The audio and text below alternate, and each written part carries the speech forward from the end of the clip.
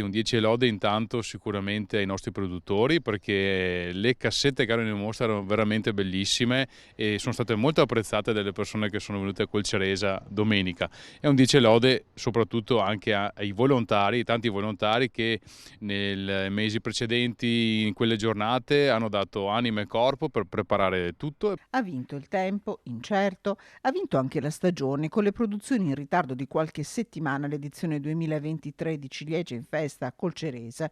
Il prodotto degustato si è rivelato di ottima qualità, pronto per deliziare i palati con i frutti che proprio in questi giorni entrano nel pieno della maturazione. Adesso arrivano a maturazione le prelibatezze migliori, i duroni, dove appunto tipicamente invece maturavano i primi giorni di giugno durante le feste di Colceresa. Rossa, tonda e deliziosa, la ciliegia è ambasciatrice del territorio e della Pedemontana.